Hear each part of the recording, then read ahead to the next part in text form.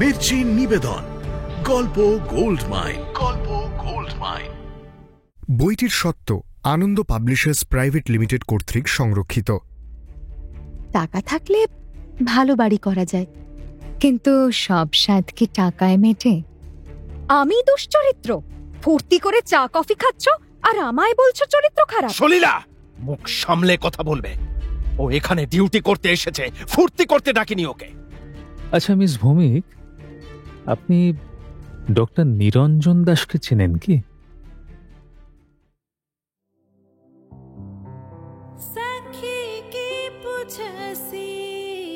মির্চি গল্প গোল্ড মাইনে আপনাকে স্বাগত। মণিমাণিক্যে ভরা বাংলা সাহিত্যের কিছু কালজয়ী উপন্যাস ও গল্প দিয়ে সাজানো আমাদের এই মির্চি গল্প গোল্ড মাইন। আজ শুনবেন শরদিন্দু বন্দ্যোপাধ্যায়ের লেখা একটি উপন্যাস, রিমঝিম।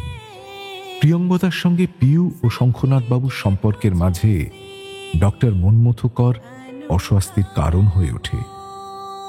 ডিউটি করার সময় অচেনা এক নারী কণ্ঠের ডাকে ফিরে তাকায় প্রিয়ঙ্গদা। শুরু হচ্ছে রিমঝিম তৃতীয় পর্ব।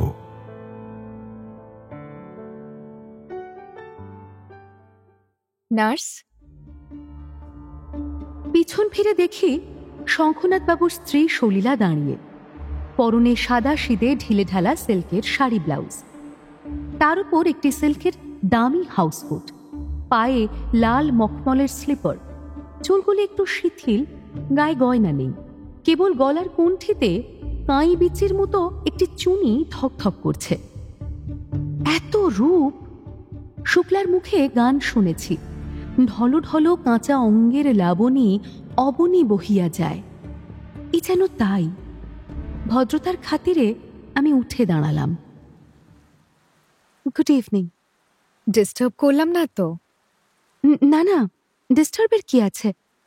আপনি পিউয়ের মানে পেশেন্টের মা, আপনার সম্পূর্ণ অধিকার আছে যে কোনো সময় এই ঘরে আসার। হ্যাঁ, অধিকার? আচ্ছা, শঙ্খ ডার্লিং কোথায়? উনি তো নিচে গেলেন কি একটা কাজে। ও, বোধহয় অফিসে গেছে। সে তো কিছু বললেন না। বলার আর কি আছে, নিচেই তো ওর অফিস, হেড অফিস ডালহৌসিতে, এটা বাড়ির। কথার ফাঁকেই পিউকে একবার দেখলেন সলিলা। আমি বহু পেশেন্টের ডিউটি করেছি, কোনোদিন কোনো অসুস্থ এতটুকু বাচ্চার মাকে বাচ্চার দিকে এত নির্লিপ্তভাবে তাকাতে দেখিনি। ন্যূনতম মমতা নেই সেই দৃষ্টিতে। মেয়ের জন্য দুশ্চিন্তার লেশমাত্র নেই চোখে মুখে। পিউকে এক ঝলক দেখে মুখের কথা শেষ না করেই আমাকে বললেন, পিউ তো ঘুমোচ্ছে। হ্যাঁ, এই তো, খুব ভালো মেয়ে। কোলে নিয়ে একটু চেষ্টা করলাম, ঘুমিয়ে পড়ল। তাহলে তো আপনার এখন আর কিছু করার নেই এখানে। হ্যাঁ, আমি তো শঙ্খনাথ বাবুকে বলেছিলাম, আমার আর আসারই বা দরকার কি? না না, আমি সে কথা বলছি না। বলতে চাইছি বসে থাকা ছাড়া তো আর কাজ নেই এখন। তা নেই, তবে তাহলে চলুন না আমার ঘরে, একটু আলাপ করা যাবে। এই তো পাশেই আমার ঘর। কিন্তু পিউ যদি জেগে যায়? ও কাঁদলেই শুনতে পাবেন, চলুন। সলিলার কথায় আমি পিউকে ছেড়ে যেতে ভরসা পেলাম না, কিন্তু সলিলাও নাছোড় বান্দা। একজন নার্সের সঙ্গে আলাপ করার এত কি আগ্রহ বুঝতে পারলাম না প্রথমে। অবশেষে বেল বাজিয়ে শিউ সেবককে ডাকা হলো। ডাকলেন সলিলাই। তারই নির্দেশে কলাবতী ঝি ঘুম থেকে উঠে চোখ ডলতে ডলতে এসে বসল পিউয়ের ঘরে। আমি চললাম সলিলার পিছন পিছন। শ্বেত পাথরের বারান্দা দিয়ে যেতে যেতেই কথা শুরু করলেন তিনি। আপনি এসে যে কি উপকার হয়েছে, পরপর ৩-৪ রাত ওর কান্নার চোটে ঘুমোতেই পারিনি। সেটা তো স্বাভাবিক, মেয়ে অসুস্থ হলে কোন মাই বা ঘুমোতে পারে? পারে, যদি উপযুক্ত লোক থাকে। এই যেমন আপনি, বাচ্চা সামলানো কি আর শঙ্খ বা ওই কলাবতীর কাজ? আর আপনি? আমি বাচ্চা সামলাবো? ডিসকাস্টিং! কি বলছেন আপনি? আমার বাবা ছিল সিভিলিয়ান, আজকালকার এই নেটিভ অফিসারদের মতো নয়। বেশভূষা, খানা পিনা, আদব কায়দা একেবারে টপ টু বটম 100% ব্রিটিশ। সলিলার কথাই আমি ভেবে বসেছিলাম যে সলিলা বুঝি অ্যাংলো ইন্ডিয়ান। ওর যা রূপ বা গায়ের রং, তাতে ওর বাবা যদি ব্রিটিশ সাহেব হন তো অবাক হওয়ার কিছুই নেই। কিন্তু সেই ভুল তিনিই ভাঙিয়ে দিলেন। ভাববেন না যেন আমরা অ্যাংলো ইন্ডিয়ান। আমার বাবা এবং মা দুজনেই বাঙালি, বাট আমাদের কালচারটা ছিল পুরো ব্রিটিশ। আমার জন্য গভর্নেন্স ছিল। আমার মা বাবার আমার জন্য কোনোদিন রাত জাগতে হয়নি। ওমা, আপনি দাঁড়িয়ে কেন? বসুন না। কথা বলতে বলতে আমরা সলিলার ঘরে এসে পড়েছি। বারান্দার শেষ প্রান্তে ঘরটা, মৃদু নৈশ দ্বীপ জ্বলছে। ঘুমনগরের রাজকুমারী যে ঘরে শুয়ে ঘুমোতেন, এ যেন সেই ঘর। সলিলা সুইচ টিপে কয়েকটা উজ্জ্বল আলো জ্বেলে দিলেন। ঘরটা ঝলমল করে উঠল। দেখলাম ঘরটা চৌকস, লম্বায় চওড়ায় বোধ হয় 20 ফুট। ঝকঝকে নতুন আসবাব দিয়ে সাজানো। প্রত্যেক দেওয়ালে বড় বড় আয়না, তাছাড়া একটি অপূর্ব ড্রেসিং টেবিল। ঘরের মাঝখানে খাট, কিন্তু জোড়া খাট নয়, একজনের শোবার মতো খাট। বিছানায় সিল্কের বেড কভার পাতা। ঘরের দুপাশে দুটি পর্দা ঢাকা দরজা। ঘর দুটোতে কি আছে দেখতে পেলাম না। একটা বোধ হয় বাথরুম, অন্যটি হয়তো শঙ্খনাথ বাবুর শোবার ঘর। ড্রেসিং টেবিলের কাছে কয়েকটা গদি মোড়া উঁচু তাকিয়ার মতো আসন রয়েছে। সলিলা একটিতে আমাকে বসতে বললেন, আর একটিতে নিজে বসে ড্রেসিং টেবিলের আয়নায় নিজের মুখ একবার দেখে নিলেন। হাসি মুখে বললেন, এটা আমার শোবার ঘর। অপূর্ব। মনের মতো করে সাজাতে কি কম খরচ হয়েছে? 10,000 টাকা। টাকা থাকলে ভালো বাড়ি করা যায়, স্বাদ মিটিয়ে বাড়ি সাজানো যায়। কিন্তু সব স্বাদ কি টাকায় মেটে? অবাক লাগলো আমার। এমন কোন স্বাদ আছে সলিলার যা মেটেনি? স্বাধীনতা। আসলে শঙ্খদের ছিল সাদামাটা ভেতো বাঙালি ফ্যামিলি। ওদের মতো ফ্যামিলিতে ভাত রান্না করা, স্বামীর পা টিপে দেওয়া, বাচ্চার জন্ম দেওয়া, এই সব হচ্ছে বাড়ির বউয়ের কাজ। বাড়ির বউ রাস্তায় নামা তো দূরের কথা, শ্বশুর ভাসুরদের সামনে ঘোমটা খসে পড়লেই মারাত্মক অপরাধ হয়ে যেত। খুব জানতে ইচ্ছে করছিল, সবকিছু জেনেও সলিলা এমন ভেতো বাঙালি শঙ্খনাথ ঘোষকে কেন বিয়ে করলেন? পয়সা দেখে নিশ্চয়ই, নাকি অন্য কোনো দোষ? সুতরাং একজন নার্সের এসব জানতে চাওয়ার কোনো অধিকার নেই। সুতরাং চুপ করে রইলাম। অপেক্ষা করতে থাকলাম কখন তিনি বলেন আমাকে ডাকার আসল কারণ। ড্রেসিং টেবিলে রাখা চিরুনি তুলে চুল আঁচড়াতে আঁচড়াতে বললেন, আমার কথা অনেক হলো, এবার আপনার কথা শুনি। শঙ্খ ডার্লিং, আপনার একটা কি অদ্ভুত নাম বলছিল। প্রিয়দম্বা? হ্যাঁ হ্যাঁ। আমার নাম Priyamvada, Priyamvada Bhowmik. Oh my God! How funny! প্রিয়ংবদাকে প্রিয়দম্বা? Poor fellow. সলিলার মুখে পুয়ার ফেলো শুনে আমার অস্বস্তি হলো। সেটা বোধহয় বুঝলেন তিনি। আপনাকে বলিনি, আমি শঙ্খ ডার্লিং এর কথা বলছিলাম। একটা নাম পর্যন্ত ঠিকঠাক স্পেল করতে পারে না। যাক, ছাড়ুন। আমার নাম সলিলা সেন, মানে বিয়ের পরে ঘোষ। আপনি বিয়ে করেছেন? না, এই তো শাঁখা সিঁদুর কিচ্ছু নেই। ওসব ওল্ড ফ্যাশনের জিনিস কে পরে আজকাল? আমিও তো পরি না। বাড়িতে কে কে আছে?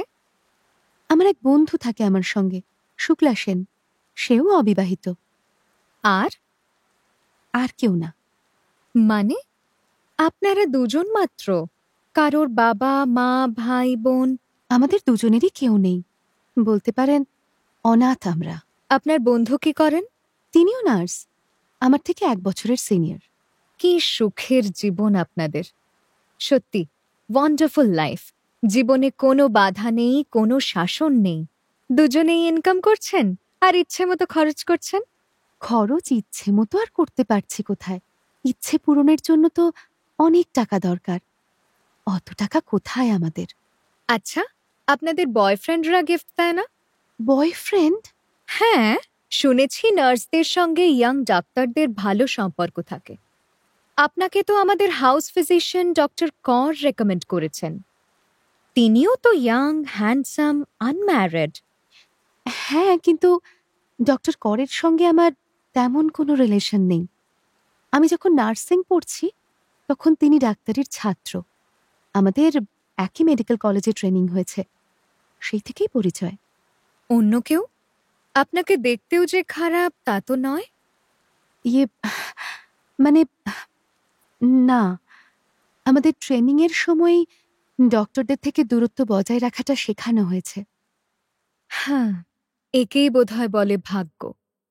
কারোর সুযোগ থাকে কিন্তু মন থাকে না, আবার কারোর মন থাকে তো সুযোগ থাকে না। সলিলার আসল ব্যথাটা আমার সামনে স্পষ্ট হলো এতক্ষণে। এত বৈভব থাকা সত্ত্বেও তিনি যা চান তা পান না। সলিলা চান উড়ে বেড়াতে, আর শঙ্খনাথ বাবু চান স্ত্রীকে বেঁধে রাখতে। কিন্তু সংসারে বিমুখ যে, তাকে চাইলেই কি বেঁধে রাখা যায় সংসারের ডোরে? সলিলার কথায় বুঝলাম শঙ্খনাথ বাবুকে তিনি ভালোবাসেন ঠিকই। শঙ্খনাথ বাবুরও সলিলার প্রতি ভালোবাসায় খাদ নেই, কিন্তু সলিলা তার বয়ফ্রেন্ড লাজপাতে বিমুগ্ধ। তার সুনাম প্রচারে এবং প্রমাণে আগ্রহ বেশি। সেই আগ্রহের বশে আমার রুমালে তিনি জোর করে লাজপাতের গিফট করা পারফিউম লাগিয়ে দিলেন। স্বীকার করতে দ্বিধা নেই, এমন সুগন্ধ আমি জীবনে নিইনি। জানিও না ভবিষ্যতে এমন সুগন্ধ নেবার সুযোগ হবে কিনা। হঠাৎ সলিলার কি খেয়াল হলো, আমাকে নিজের শাড়ি গয়না দেখানোর জন্য টেনে নিয়ে গেলেন পাশের ঘরে। আমি যে ঘরটাকে ভাবছিলাম হয়তো শঙ্খনাথবাবুর শোয়ার ঘর, সেটি আসলে সলিলার সাজঘর। ঘরটি শোবার ঘরের চেয়ে একটু ছোট। দেয়ালের গায়ে সারি সারি ওয়ার্ড্রোব, সবগুলির কপাটে আয়না লাগানো। একটা দেয়ালে লম্বা তাকের ওপর প্রায় 30 জোড়া জুতো। কত রঙের কত ঢঙের জুতো, লাল, সাদা, নীল, সোনালি, কোনোটা হাই হিল, কোনোটা ফ্ল্যাট, কোনোটা নাচের পাম্প। জুতোর বাহার দেখেই চোখ ছানা বড়া হয়ে যায়। সলিলা একে একে ওয়ার্ড্রপ খুলে খুলে আমাকে দেখাতে লাগলেন। কোনোটিতে শাড়ি, ব্লাউজ, কোনোটিতে সালোয়ার, পায়জামা, ওড়না, অন্তর্বাস, বহির্বাস, কাঁচুলি, আর কত কি বলে শেষ করা যায় না। মুগ্ধ হয়ে দেখছি, তবু মনটা ছটফট করছে। পরের ঐশ্বর্য দেখে আমার কি লাভ? এসব জামা কাপড়, পোশাক পরিচ্ছদ আমি তো কোনোদিন কিনতে পারবো না। এসব জিনিস আমার কাছে আকাশের চাঁদের চেয়েও দুষ্প্রাপ্য। হঠাৎ দেখলাম সলিলার মুখটা ফ্যাকাশে হয়ে গেল। তিনি স্তব্ধ হয়ে গেলেন। আমার খেয়াল হলো তখন, যখন দেখি আয়নায় শঙ্খনাথ বাবুর ছায়া পড়েছে, বিরক্তি ভরা মুখ। বুঝলাম একটা দাম্পত্য দুর্যোগ ঘনিয়ে উঠেছে। আমি আর দাঁড়ালাম না, পিউকে দেখার নাম করে সোজা গিয়ে বসলাম পিউয়ের পাশে। ধাতস্থ হতে সময় লাগলো একটু। সলিলা ডাকতেই আমার যাওয়া কি উচিত হয়েছে? যাওয়াটা যে শঙ্খনাথ বাবুর পছন্দ হয়নি তা তার মুখই বলে দিচ্ছে। দেখলাম পিউ তখনও ঘুমোচ্ছে।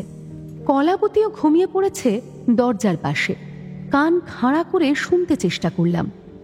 কর্তাগিন্নির মধ্যে কথা কাটাকাটির কোনো শব্দ কানে এলো না। কিছুটা শান্ত হলো মন। আর যাই হোক, বাড়াবাড়ি কিছু হয়নি অন্তত। কিন্তু চিন্তাটা একেবারে ঝেড়ে ফেলতে পারলাম না মন থেকে। কলাবতী ঝিকে বিদায় করে আমি স্থির হয়ে বসলাম পিউর পাশের চেয়ারে। বেশ খানিকক্ষণ পরে শঙ্খনাথ বাবু এলেন পিউয়ের ঘরে। চেয়ার টেনে একটু দূরে বসলেন। মুখ চোখে একটা অস্থিরতা।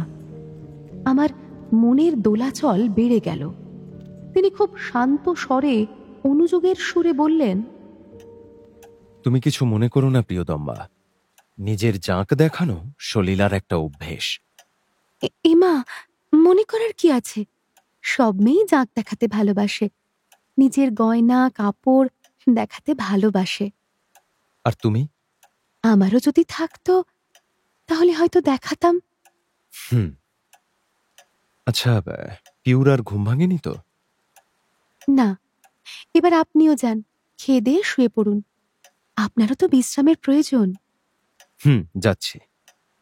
আসলে তোমার যদি কিছু প্রয়োজন পড়ে। হ্যাঁ, ওই সুইচ টিপে বেল বাজাবো, শিবসেবক চলে আসবে, তাই তো? হ্যাঁ হ্যাঁ, ঠিক ঠিক। রাত 3টে বাজে, পিউ ঘুমোচ্ছে, আমি বসে আছি। রাতে একবারের জন্য পিউয়ের ঘুম ভাঙেনি। ওদিকে কর্তাগিন্নির কারোর কোনো খবর নেই। পায়ের শব্দ শুনে পেছন ফিরে তাকালাম, দেখলাম শঙ্খনাথ বাবু 2 কাপ চা নিয়ে হাসি মুখে এগিয়ে আসছেন। এই নাও তোমার চা। আপনি রোজ রোজ এত রাত্রে আমার জন্য চা তৈরি করে আনেন কেন? আমার দরকার হলে আমি নিজেই তো চা তৈরি করে নিতে পারি।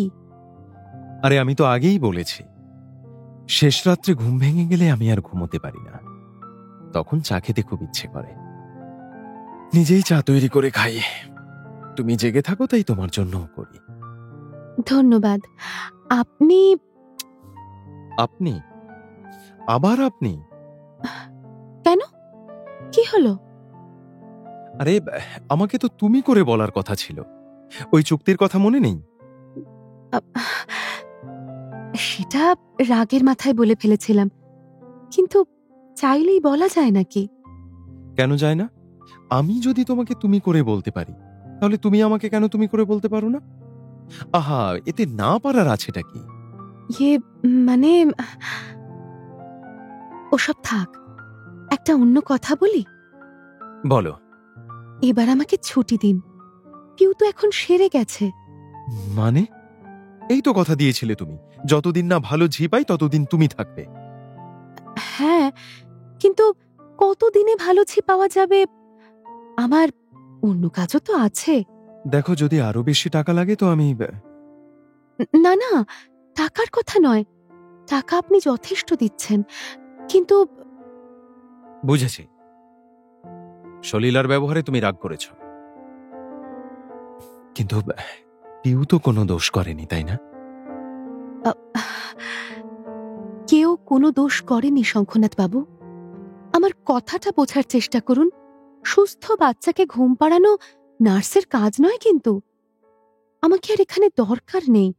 কাল থেকে আমি আর আসবো না। বেশ, আসতে চাও না, এসো না। আমি আর কারোর ওপর জোর করতে চাই না। তোমাকে বিশ্বাস করতে পারি বলেই থাকতে বলেছিলাম।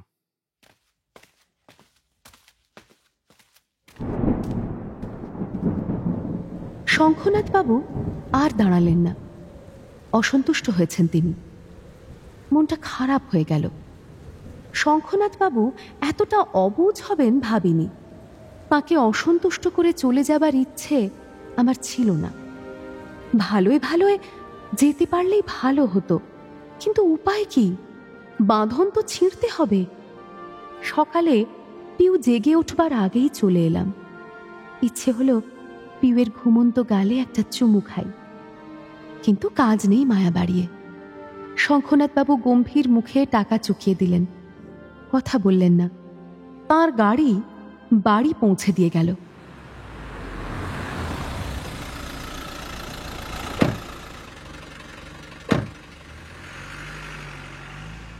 রাতে বাড়ি ফিরে নানান গল্প জুড়ল শুক্লা। আমার কিছুই তখন ভালো লাগছে না, শুধু হ্যাঁ করে চলেছি। শুক্লা মন দিয়ে রাঁধছে, আমি হাতে হাতে এগিয়ে দিচ্ছি। রাতে ডক্টর দাস আসবেন। সেই রাতে অজ্ঞাত পরিচয় ব্যক্তির ফোন আসার পর এই প্রথম তিনি আসছেন। শুক্লা সেই আনন্দে খুব খুশি। আমার খালি পিউয়ের কথা মনে পড়ছে, আর বুকের মধ্যে টন টন করে উঠছে। আর হয়তো কোনোদিন ওকে দেখতে পাবো না। হঠাৎ আমাদের টেলিফোনটা বেজে উঠল। ফোনের শব্দে দুজনেই চমকে উঠলাম। শুক্লাকে দেখি আমার মুখের দিকে তাকিয়ে, চোখে মুখে ভয়। সে রাতের ফোনের পর থেকেই ওর মধ্যে একটা ভয় কাজ করছে। ফোন এলে বা কলিং বেল বাজলেই ও ভয় পাচ্ছে। আমি ফোনটা ধরতেই খুব স্বাভাবিক গলায় শঙ্খনাথবাবু ফোনের ওপার থেকে বললেন, এমন মায়ায় জড়িয়েছে মেয়েটা যে এখন কিছুতেই আর ঘুমোচ্ছে না, কেবল দম্মা দম্মা বলে কাঁদছে। মানে? মানে আর কিছুই নয়, তোমাকে চাই, নইলে ঘুমোবে না। সুতরাং একবারটি তোমায় আসতে হবে, আমি গাড়ি পাঠিয়ে দিয়েছি। আপনি আমাকে না জিজ্ঞেস করে গাড়ি পাঠালেন কেন? ওকে খানিকটা ওভালটিন খাইয়ে দিন, তাহলেই ঘুমিয়ে পড়বে। গাড়ি এলে আমি ফেরত পাঠিয়ে দেব। না না, শোনো শোনো, ওভালটিন খাওয়াবার চেষ্টা হয়েছিল, কিন্তু খাচ্ছে না কিছুতেই, কেবল কাঁদছে। তুমি না এলে ও ঘুমোবেও না। তোমাকে একবার অন্তত আসতেই হবে, অন্তত আজকের জন্য। ঠিক আছে, কিন্তু পিউ ঘুমোলেই আমি চলে আসব। আচ্ছা বেশ, তাই হবে।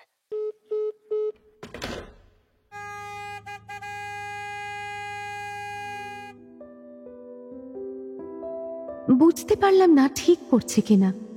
একবার পিউয়ের কথা ভেবে মায়া হচ্ছিল, মনে হচ্ছিল ছুটে গিয়ে বুকে জড়িয়ে ধরি।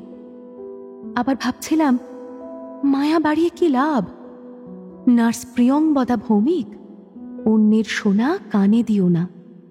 ঠিক বেঠিকের দোলাচল মনে নিয়ে যখন পিউয়ের ঘরের সামনে পৌঁছলাম, তখন পিউ ঘুমিয়ে পড়েছে। শঙ্খনাথবাবু বললেন, এইমাত্র কেঁদে কেঁদে ঘুমোলো, এই যে এখনো চোখে জল রয়েছে। কিন্তু এলেই যখন আর কিছুক্ষণ বসে যাও। বসতে হলো আমায়। কতক্ষণ বসে রইলাম জানি না। পিউকে দেখে আর উঠে যেতে ইচ্ছা করছিল না। মনে হচ্ছিল সারা রাত বসে থাকি, দু চোখ ভরে দেখি ওর মুখটা। কিন্তু হঠাৎ আবার সেই সাবধান বাণী মনে নাড়া দিল, নার্স প্রিয়ংবদা ভৌমিক, পরের সোনা কানে দিও না। অবুঝ মনকে সামলে উঠে পড়লাম। বিদায় চাইতে শঙ্খনাথবাবু বললেন, যাবে? হ্যাঁ, আমার থাকার দরকার নেই। এই নাও তোমার ফিস। টাকার দরকার নেই। নেবে না? না।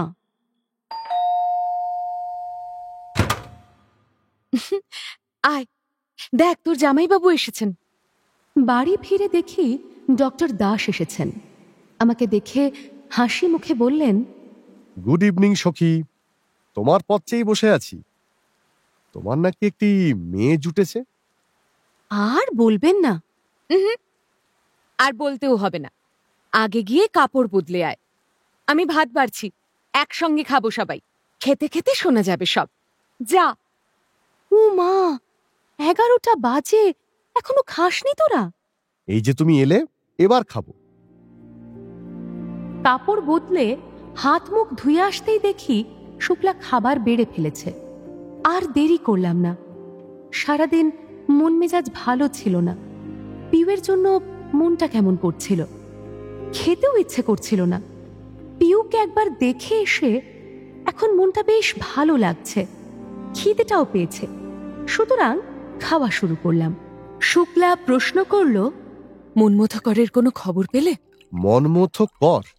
না, বাজে খবর তো কিছু নেই। ভারী ভালো ছেলে, ব্রিলিয়ান্ট স্টুডেন্ট। কয়েক বছরের মধ্যে প্র্যাকটিস বেশ জমিয়ে নিয়েছে। সে মিছিমিছি পরের গুপ্ত কথা নিয়ে ঘাঁটাঘাঁটি করবে বলে আমার বিশ্বাস হয় না। আরেকটা সুখবর দিই, আমার গিন্নির কানে এখনো কথাটা ওঠেনি। উঠলে এতক্ষণে লঙ্কা কাণ্ড হয়ে যেত। কিন্তু রাতের ফোন আর সকালে মনমথর ফোন, দুটো ফোনেই গলাটা তো একজনেরই, এমনকি কথা বলার ভঙ্গিও এক।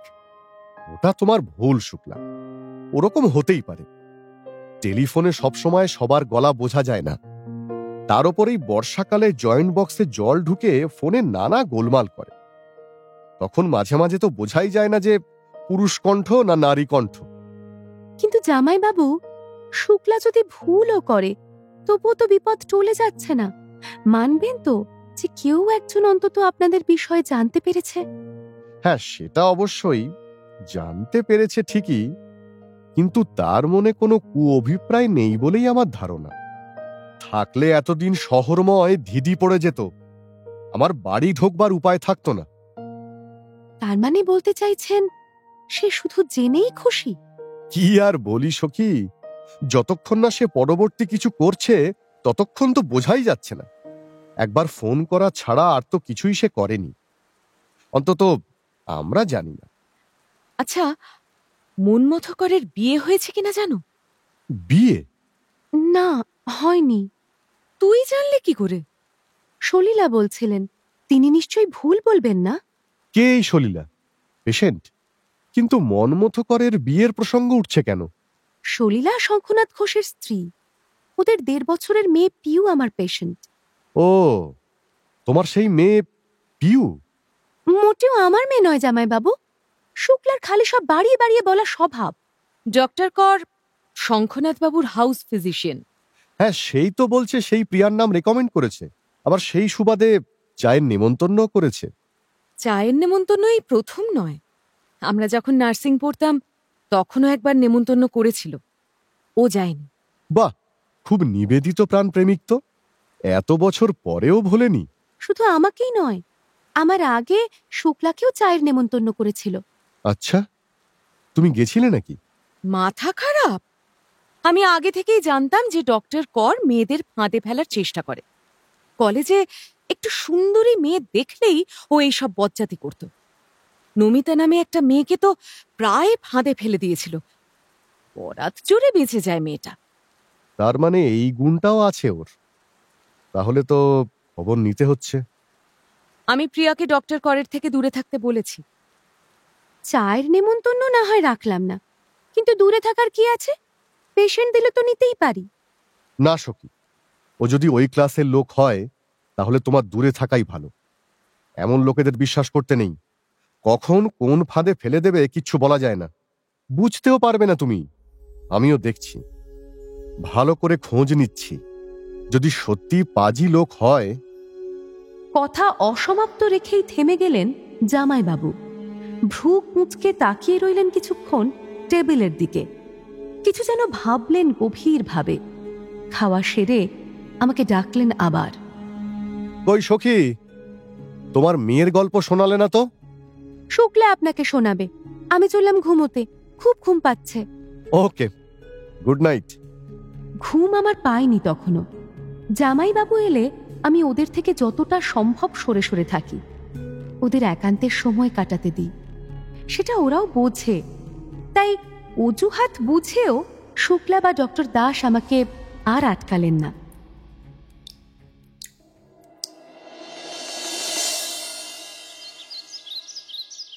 পরের কটা দিন এক রোগিণীকে নিয়ে ব্যস্ত হয়ে পড়লাম।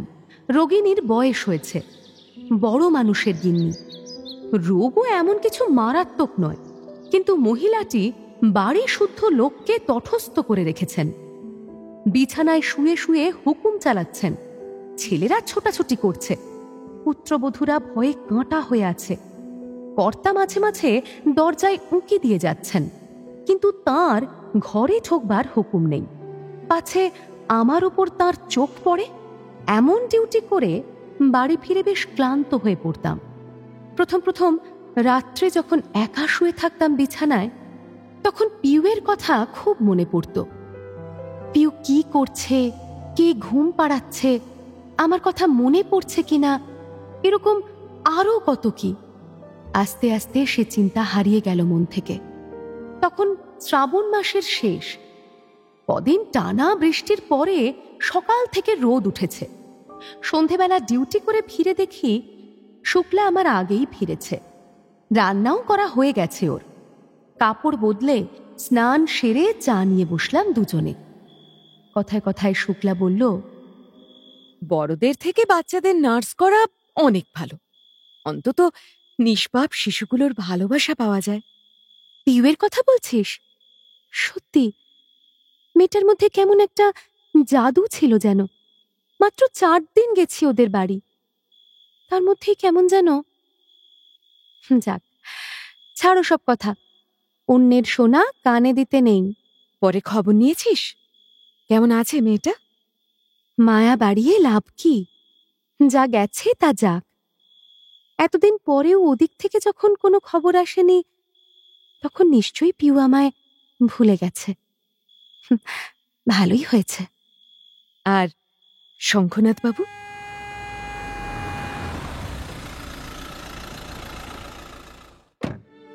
নাম করতেই শঙ্খনাথ বাবুর গাড়ির হর্ন শুনতে পেলাম। চমকে উঠলাম আমি, ছিটকে জানলার পাশে দাঁড়ালাম গিয়ে। জানলা দিয়ে উঁকি দিতেই দেখলাম সর্বনাশ।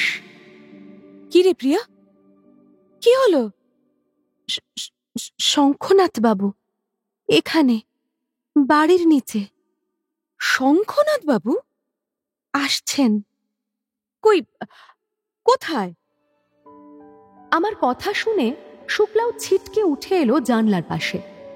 জানলা দিয়ে উঁকি দিতেই দেখল শঙ্খনাথ বাবু আমাদের ফ্ল্যাট বাড়ির দরজার দিকে এগিয়ে আসছেন। শুক্লা তাড়াতাড়ি ছুটে গিয়ে টেবিল থেকে চায়ের কাপ প্লেট সরিয়ে রেখে এলো রান্নাঘরে। রান্নাঘর থেকে সোজা দরজার দিকে গিয়ে দরজা খুলে দাঁড়ালো সে। শঙ্খনাথ বাবু তখন সবে দরজায় এসে দাঁড়িয়েছেন, ক্লান্ত শ্রান্ত চোখ মুখ, চুল এলোমেলো, পরনে বাড়ির পোশাক। আসুন শঙ্খনাথ বাবু। প্রিয়দম্বা, ওই তো, ভিতরে আসুন না আপনি। সব কিছু আমার চোখের সামনে ঘটে চলেছে, আর আমি দাঁড়িয়ে আছি মূর্তির মতো। কি হচ্ছে বুঝতে পারছি না, স্বপ্ন দেখছি না সত্যি সেই চিন্তাটুকুও করার মতো জ্ঞান নেই আমার। শঙ্খনাথ ভিতরে এসে বসলেন। শুক্লাই জিজ্ঞেস করল, চা খাবেন তো? চা? আমি তো ভাত খেতে এলাম, আমাকে একটু ভাত খাওয়াতে পারো তোমরা? শঙ্খনাথ বাবুর কথায় অপ্রস্তুত হয়ে পড়ে শুক্লা।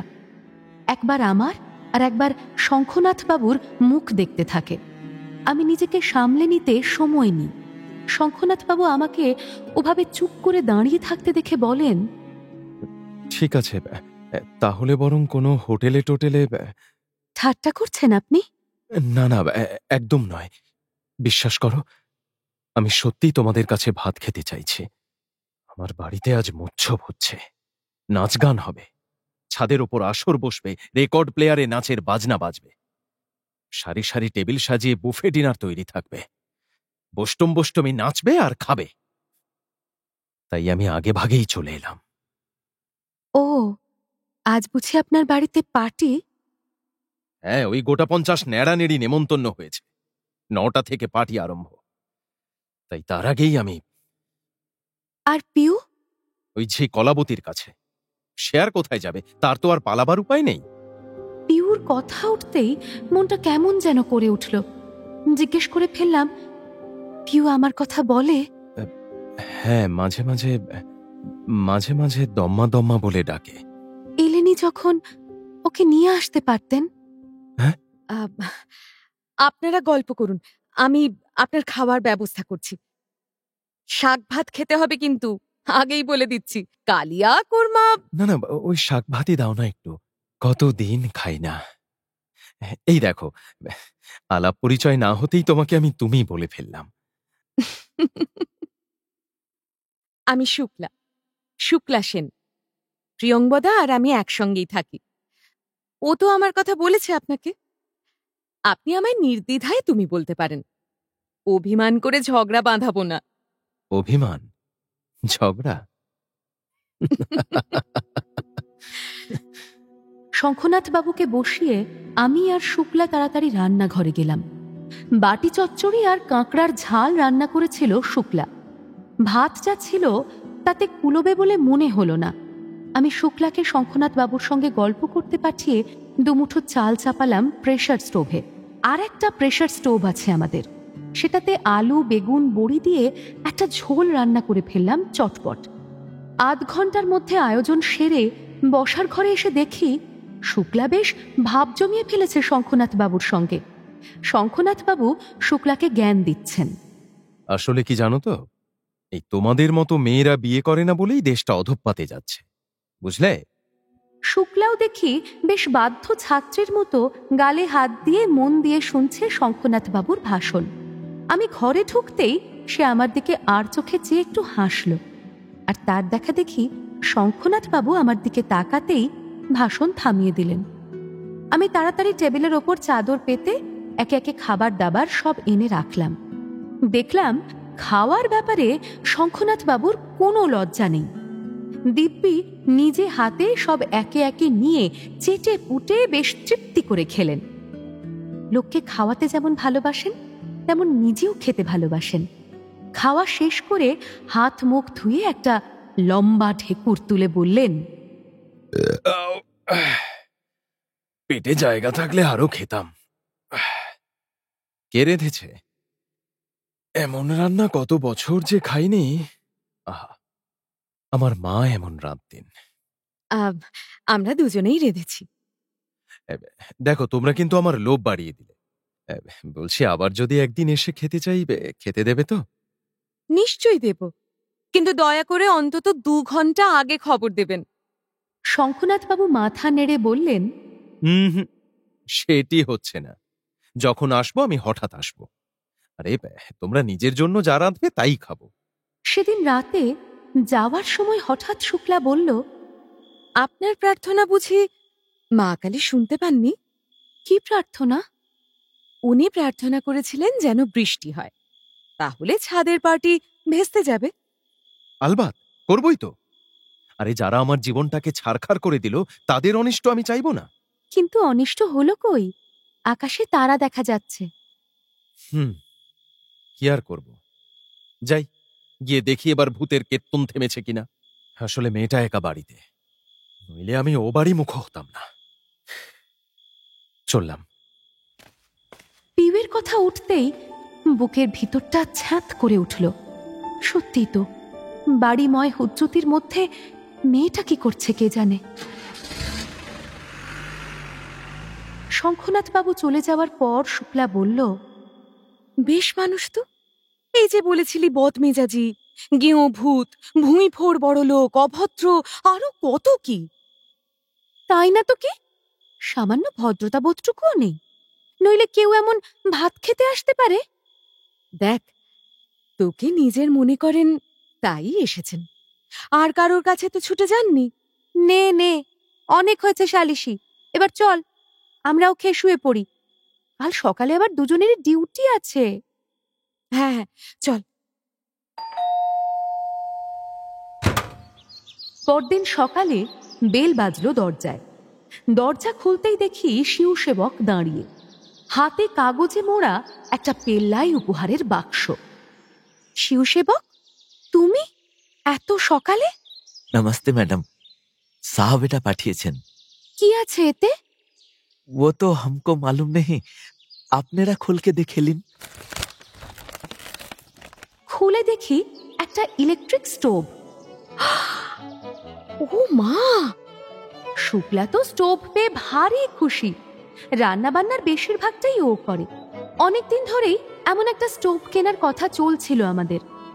রান্না করতে অনেক সুবিধা হবে, কিন্তু টাকার অভাবে হয়ে উঠছিল না। স্টোভটা দেখে শুক্লা আমাকে 2 কথা শুনিয়েও দিল।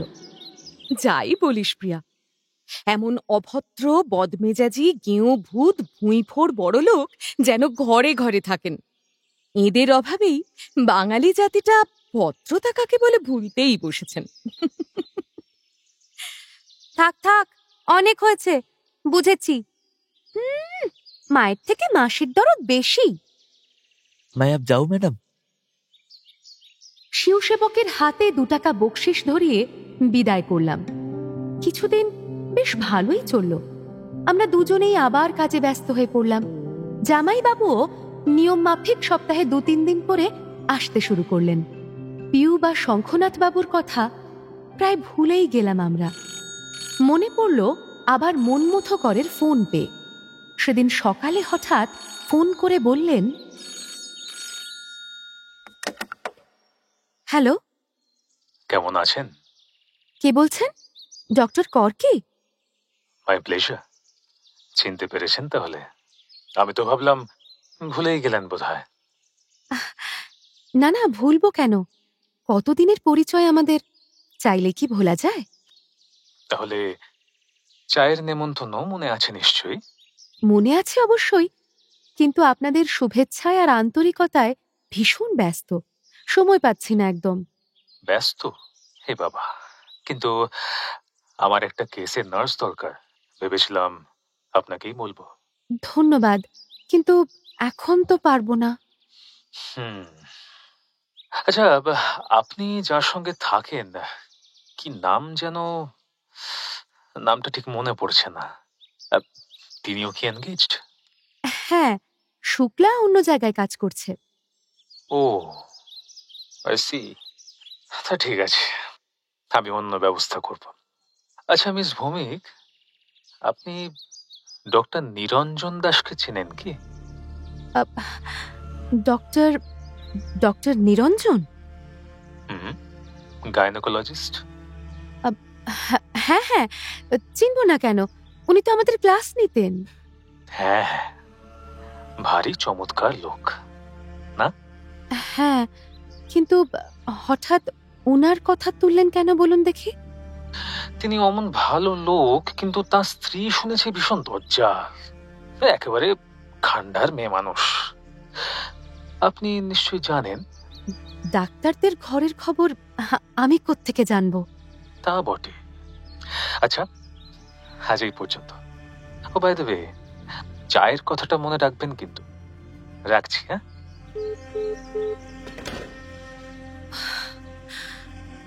ডক্টর মনমথ কর কি আমাদের শান্তিতে থাকতে দেবে না? সর্বনাশ না করে কি ওর শান্তি হবে না? এতদিন পরে যখন আবার সব আগের মতো সহজ সরল হয়ে উঠছে আস্তে আস্তে, তখন আবার ফোন করে জটিলতা বাড়ানোর দরকার কি? কি স্বার্থ আছে ওর? শুক্লাকে ফোনের কথা বলতেই সে আবার পুরনো ভয়ে কেমন যেন সিঁটিয়ে গেল। সেদিন রাতে ডক্টর দাসের আসার কথা ছিল।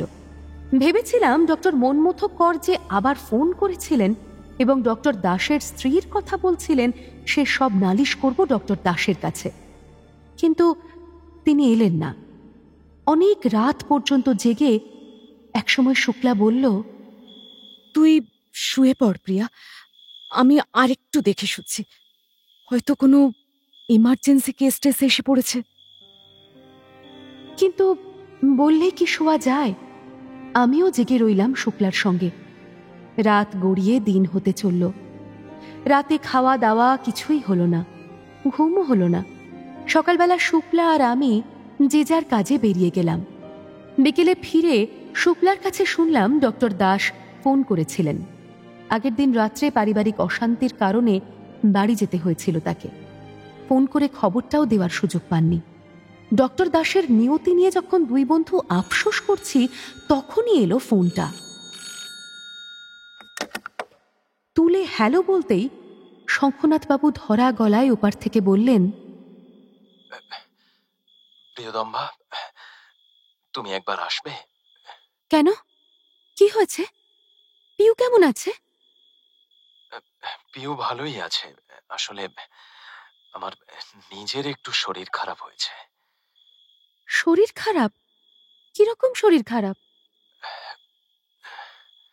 জ্বর হয়েছে, আর গায়ে গলায় বেশ ব্যথা, গা একেবারে পুড়ে যাচ্ছে, খুব দুর্বল লাগছে।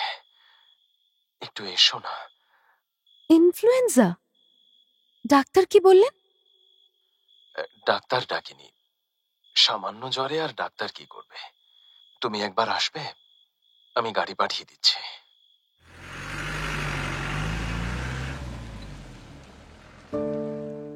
শঙ্খনাথবাবুর বাড়ি পৌঁছে শুনি তিনি নিচে ওনার অফিস ঘরে আছেন। শিবসেবক জানালো তার বাবুর নাকি জ্বর হয়েছে 2 দিন হলো। জ্বর হওয়ায় স্তব তিনি নিচে ঠাঁই নিয়েছেন, পাছে মেয়েও অসুস্থ হয়ে পড়ে। ঘরের দরজায় দাঁড়াতেই দেখি চাদর গায়ে দিয়ে শুয়ে রয়েছেন তিনি, অফিস ঘরের একদিকে রাখা একটা গদিওয়ালা ছোট্ট চৌকির ওপর। আমাকে দেখে উঠে বসতে বসতে বললেন, এসো এসো প্রিয়দম্বা। এ কি, আপনি এখানে শুয়ে আছেন যে? এটা আসলে আমার অফিস ঘর। বাড়িতে যখন কাজকর্ম করি এখানেই বসি। তা বেশ তো, কিন্তু অসুস্থ শরীরে এখানে শোবার কি দরকার? যদি ইনফ্লুয়েঞ্জা হয় তাই নিচে শোবার ব্যবস্থা করেছি। শেষে ছোঁয়াচ লেগে বাড়ি শুদ্ধ লোক রোগে পড়বে। আমি সময় নষ্ট করলাম না। একটা চেয়ার টেনে ওনার চৌকির পাশে বসে নাড়ি দেখব বলে হাতটা টেনে নিলাম নিজের কোলের উপর। আমার শরীরের মধ্যে একটা বিদ্যুৎ খেলে গেল। না, গা গরম থাকার জন্য নয়, এই অনুভূতি সম্পূর্ণ আলাদা। এমন অনুভূতি আগে কখনো হয়নি আমার। কেমন একটা ঘোর লাগলো যেন আমার। নাড়ি দেখলাম, বেশ চঞ্চল এবং দুর্বল।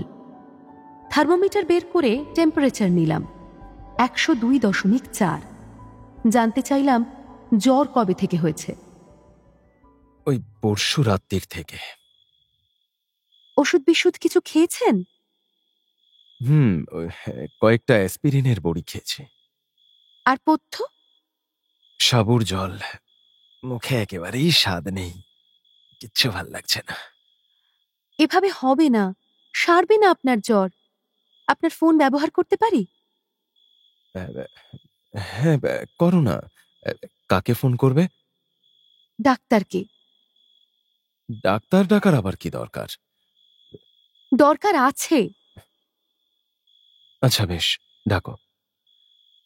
ডক্টর করের ফোন নাম্বার? ডক্টর করকে ডাকবো না, আমার একজন জানা ডাক্তার আছেন, তাকে ডাকবো। আচ্ছা বেশ, যা ভালো বোঝো তাই করো। ফোন করব বলে শঙ্খনাথ বাবুর কাজের টেবিলের দিকে ফিরতেই ঘরের দরজার বাইরে চোখ পড়ল আমার। সেখানে দাঁড়িয়ে আছে শিবসেবক। আমি শিবসেবককে ডেকে কড়া করে কফি আর কিছু টোস্ট নিয়ে আসতে বললাম। তারপর ডক্টর নিরঞ্জন দাসকে ফোন করে শঙ্খনাথ বাবুর কথা জানালাম। উনি শুনেই ইনফ্লুয়েঞ্জা বলেই সন্দেহ করলেন।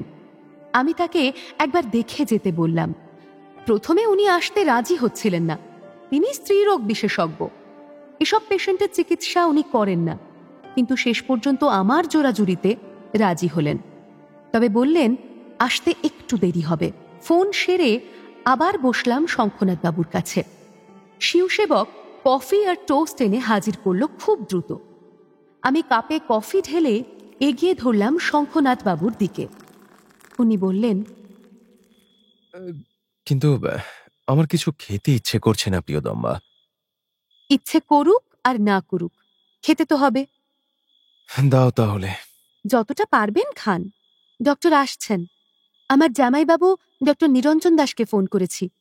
যদিও উনি গাইনোকোলজিস্ট, কিন্তু আমার কথাই তিনি আসছেন। পিউ? ওপরে কলাবতীর কাছে। কলাবতী আপনার খুব পুরনো ঝি, তাই না? খুব বিশ্বাসী। ওরা এ বাড়িতে আছে বছর 5 হয়ে গেল। আমার বিয়ের আগে থেকেই আছে। ওরা মানে? ওরা মানে কলাবতী হলো শিবসেবকের বউ। ওদের একটা ছেলেও আছে, এই আমার পিউয়ের বয়সী। এই বাড়িতেই থাকে। দেশভাগের পর ভিটেমাটি হারিয়ে পথে পথে ঘুরছিল কর্তার গিন্নি। তখন একবার আমি ব্যবসার কাজে মিরাট গেছিলাম, সেখানেই ওদেরকে দেখতে পাই। তারপর এই বাড়িতে এনে তুলি। ওরা আমাকে ভগবানের থেকেও বেশি ভালোবাসে, আর তাই সলিলা ওদের চোখে। আপনার স্টোভটা কিন্তু দারুণ হয়েছে। কথা ঘোরাচ্ছ প্রিয়দম্বা? এখন আপনার উত্তেজনা একদম ভালো নয়। আর উত্তেজনা? আমার উত্তেজনা এখন বাড়িতে বন্দী। ওই বেটা লটুপ সিং বাড়িতে যাতায়াত শুরু করেছে। সেদিন কি দেখেছি জানো? বেটা দিব্যি সলিলার ঘরে ঢুকে টুলে বসে পা দুলিয়ে দুলিয়ে সিগারেট ফুঁকছে, আর সলিলা পর্দার আড়ালে পোশাক বদলাচ্ছে। দেখেই আমার মাথায় রক্ত চড়ে গেল। আরে অতিথি আসুক, ড্রয়িং রুমে বসে গল্প করুক, চা খাক, তারপর চলে যাক। তা না, সরাসরি একেবারে বেডরুমে চলে গেছে। শান্ত হন আপনি, আর বলতে হবে না। কফিটা টোস্টটা শেষ করুন আগে। কফিটা বেশ ভালোই লাগছে খেতে। যাই হোক, শোনো, ওই যে বললাম, দেখেই তো আমার রক্ত মাথায় চড়ে গেল। তো রক্তের আর দোষ কি? ওরকম সন্ডা মার্কা মানুষের রক্ত যে, তা খুনটুন করে বসেননি যে, তাই অনেক। খুনটুন? হ্যাঁ, নইলে আজকে আমাকে পেতেন কোথায়? হাজতে বসে থাকতে হতো এতক্ষণে। সলিলা, কোথায় যাচ্ছ তুমি? শঙ্খনাথ বাবুর গর্জনে চমকে উঠলাম আমি। ওর দুটো চোখ জ্বলছে, দৃষ্টি দরজার বাইরে। দরজার বাইরে তাকাতেই দেখি সলিলা হাতে একটা ছোট্ট ব্যাগ নিয়ে বাইরে বেরিয়ে যাচ্ছিল। সলিলা! শঙ্খনাথ বাবুর ডাক শুনে থমকে দাঁড়িয়েছে। তার দৃষ্টিতেও আগুন ঝরে পড়ছে। অবশ্যম্ভাবী সাংসারিক ঝড়ের পরিস্থিতি। জানি এ পরিস্থিতি ঠেকানোর ক্ষমতা আমার নেই। অন্য সময় হলে হয়তো আমি পালিয়ে বাঁচতাম, কিন্তু বুঝলাম এই পরিস্থিতিতে পালালে শঙ্খনাথ বাবুর ক্ষতি হবে। আর তাই পরিস্থিতি সামাল দেওয়ার তাগিদটা যেন মাথা চাড়া দিয়ে উঠল। মনে মনে প্রস্তুত হলাম আমিও। সলিলাও কিছুক্ষণ স্থির হয়ে দাঁড়িয়ে থেকে দ্রুত এগিয়ে এলেন ঘরের দিকে। চেঁচিও না ষাঁড়ের মতো। আমার বাবা এসেছে, গ্র্যান্ড হোটেলে উঠেছে, আমি যাচ্ছি সেখানে। মিথ্যে কথা, একদম মিথ্যে কথা, হতেই পারে না। যাও, ওপরে যাও। আস্তে কথা বলো, এটা ভদ্রলোকের বাড়ি। ভদ্রলোক? আরে কে ভদ্রলোক? তুমি? রাত নেই দিন নেই পরপুরুষের গায়ে লেপটে থাকো, আবার ভদ্রলোক বলছো নিজেকে? একদম বাজে কথা বলবে না। ভদ্রতার জানো কি তুমি? কি জানো? চাষা কোথাকার, বাপ চাষা, ফ্যামিলি চাষা। হ্যাঁ হ্যাঁ, আমি চাষা, আমি স্বীকার করছি আমি চাষা, আমার বংশ চাষা। কিন্তু কিন্তু আমি তোমার মতো দুশ্চরিত্র নই। আমি দুশ্চরিত্র? হাউস ফিজিশিয়ানকে ছেড়ে কম বয়সী মহিলা নার্সকে ফোন করে ডেকে এনে ঘরে বসে গল্প করছো, ফুর্তি করে চা কফি খাচ্ছ, আর আমায় বলছো চরিত্র খারাপ? সলিলা, মুখ সামলে কথা বলবে। ও এখানে ডিউটি করতে এসেছে, ফুর্তি করতে ডাকিনি ওকে। হ্যাঁ হ্যাঁ জানি, নার্সদের কীর্তি আমি জানি না? কম বয়সী ডক্টরদের সঙ্গে ওরা কি কি করে সব জানা আছে। আমি কেন, সবাই জানে।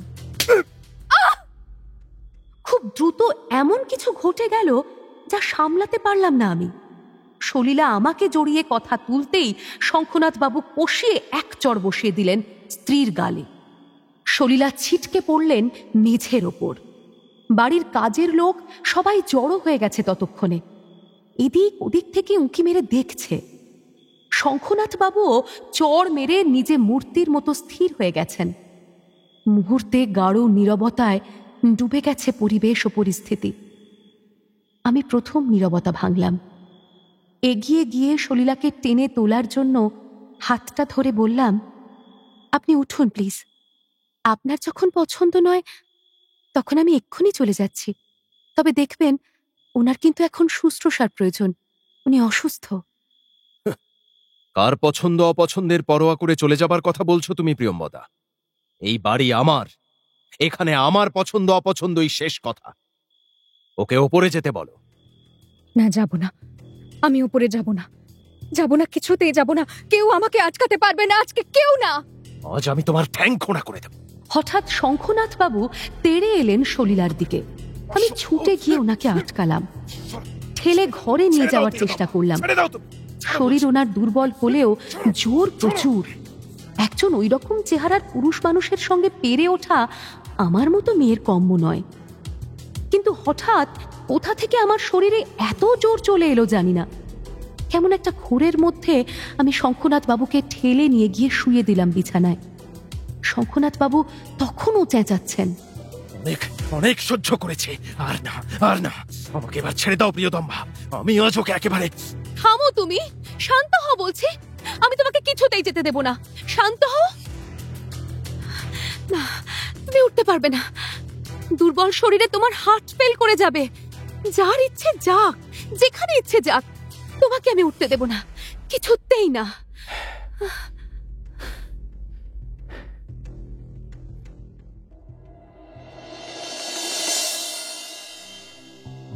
শুনলেন শরদিন্দু বন্দ্যোপাধ্যায়ের ঝিমঝিম। আজ শুনলেন পর্ব ৩। উপস্থাপনায় শিবাশিস বন্দ্যোপাধ্যায়, নাট্যরূপ শুদ্ধ সত্য দাশগুপ্ত, পর্ব পরিচালনায় দেবলীনা আচার্য, বিশেষ তত্ত্বাবধানে সৌভিক গুহ সরকার, সৃজনশীল পরিচালনায় ইন্দ্রাণী চক্রবর্তী, প্রযোজনায় ভিজুয়াল অডিও।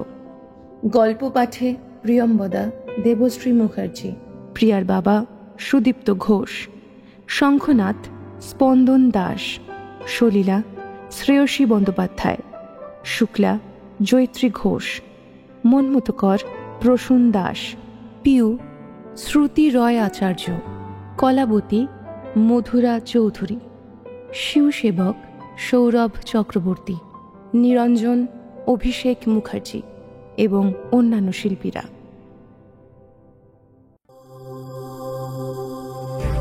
মির্চি নিবেদন গল্প গোল্ড মাইন। গল্প গোল্ড মাইন।